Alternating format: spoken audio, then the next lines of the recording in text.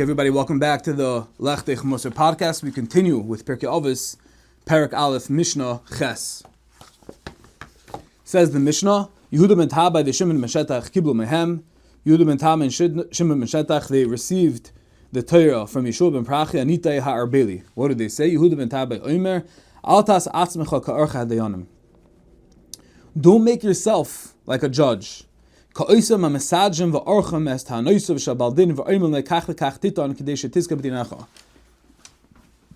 really two aspects. Don't put yourself in a placement, in a place of judgment. Don't be the dayan, and also don't present. There's something called a tayin these days, and the Mishnah is saying don't be in that position. It's not a great position to be in. Why? Because it can get sticky, misunderstood, misconstrued. People are going to also talk about you. They're going to say that you're biased. They're going to say that you went against them, and it's just not. It's not. There's a place for this, and there's a whole Shulchan Aruch about this, about Tayanim and Dayanim. But it's a tough spot to be in, and the Mishnah is telling us, Al tas atzmecha ka'archa Dayanim. So don't put yourself in that situation. So the question is, what's the takeaway message for us that are not in a position of dayanis, in a position of judgment, if we're not an aspiring tayin? So Rav Wolbe writes, while it seems that the Tan is advising us that when choosing a parnasa, a vocation, one should avoid becoming a lawyer, right? Defending other people and presenting the case to the dayanim, to the judges. So Rav Wolbe writes that there's another idea that is applicable to all of us. And that is, we should not put ourselves in a place of judging others, which kind of overlaps with Dan Lakav Schos. Altas atzmecha ka'orcha hadayanim. If he quotes Rishonim that say that Orche Hadayanim, while it's spelled with an Ayin in the Mishnah, but you can also spell it with an Aleph. And Urich with an Aleph is a place of supremacy, it's a place of being higher up, looking down at others. And Rav Wolbe says that this has ramifications on all of us and our interpersonal relationships. Not in Beis Din, not in court, but the way we look at others and how we realize our position as an Eved Hashem. What does he mean? A lot of times we think that the way we do things, that's the supreme, that's the spitz, that's the epitome, that's the golden standard. And sometimes it's hard for us to realize and to honor the ways of others, other procedures, other perspectives, other ways of going about. Says Rav Wolbe that the way we can interpret this Mishnah, which has ramifications on all of us, is we shouldn't be Orcha Hadayanim. We shouldn't be in a place of supremacy saying, this is the way to do it and there's no other way. Let's welcome in others. Let's hear what others have to say. Let's give honor, Tnu Kavod the Torah, the Ayin Padam the Torah. There's 70 ways for everything. And with that, we can fulfill this mandate of Altas Atzmecha. Don't make yourself into Orcha Hadayanim. And the Maisa said over about Rav Wolbe, an incredible story.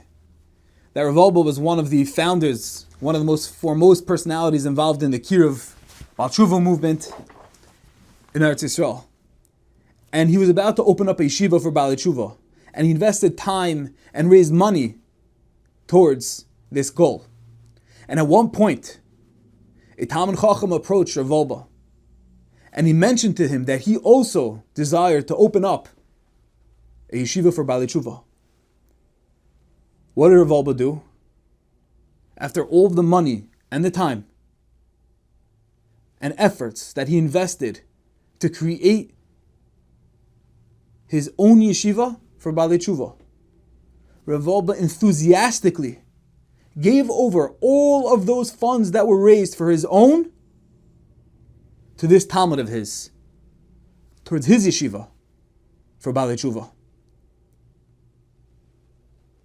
And Rav Wolbe, in that story, expressed, embodied, and showed us what it really means to be Orche Hadayanim, to stay away from being an Orche Hadayanim.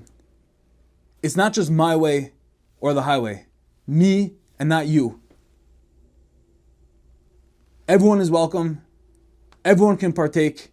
Everyone can shine. And even after he spent all this time raising money for his own yeshiva, it's hard to comprehend. He happily, enthusiastically gave it over to his Talmud and said, you are a Kiruv professional, you start the yeshiva, and I'll figure out another way to raise for my yeshiva. And this demonstrates, besides adhering to what the Mishnah says, the level of Bitachon that's demonstrated in this action, in this story of Rav Wolbe. Not worrying, cheshboning, how's he going to get the money back, what's going to be with his yeshiva, what's going to be with his covered.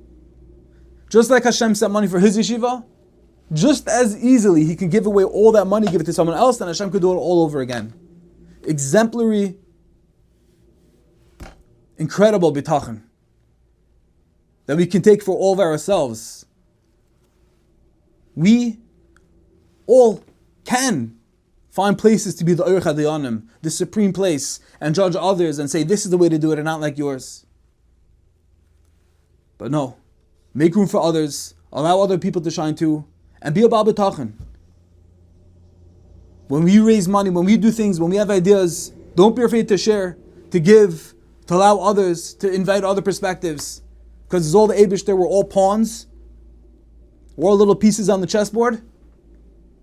And if Hashem can create one yeshiva, He can create another yeshiva, and 10 yeshivas, and 10 businesses, and 10 companies, whatever. There's no shortage. The Eibishter is the Kol Yachol.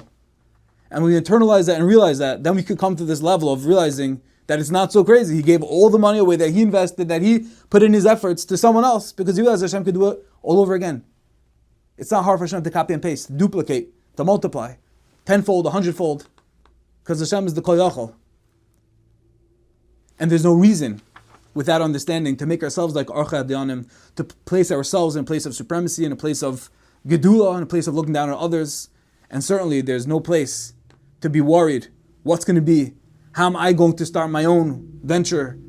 How am I going to make my parnasa? Because when we realize it's all from Hashem, Hashem can do anything.